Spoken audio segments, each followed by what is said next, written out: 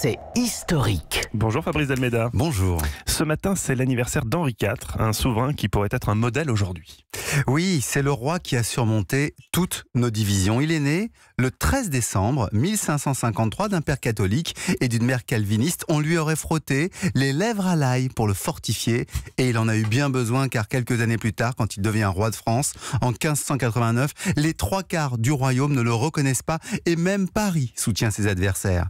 Les guerres de religion entre catholiques et protestants font rage. Chaque ville, chaque province, chaque grand seigneur n'en fait qu'à sa tête. Les Espagnols entrent même dans le pays pour soutenir les catholiques. Pour en sortir, Henri IV s'appuie d'abord sur les protestants. Il combat les Espagnols et leurs alliés, assiège même sa propre capitale, Paris, mais il emploie aussi la négociation. Quelle est sa méthode ? Alors que la guerre continue, il réunit des représentants de toute la France pour que les modérés fassent pression sur les radicalisés. Ce seront les États généraux, puis l'Assemblée des notables de Rouen en 1596. Là, tout le monde économique est réuni. Après avoir suivi les débats, Henri IV et ses conseillers proposent des mesures neuves comme créer des chambres de commerce pour restaurer la confiance économique et en échange demander des subsides. Et comment Henri IV a-t-il mis fin aux guerres de religion ? Alors en plusieurs points. D'abord, il se convertit au catholicisme, puis se fait sacré roi en 1594.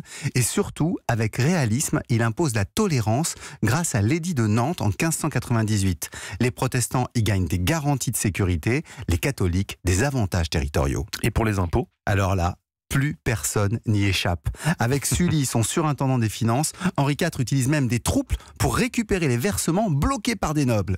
Le pays peut alors restaurer sa puissance et même retrouver une influence en Europe, une réussite enviable dans les tensions actuelles.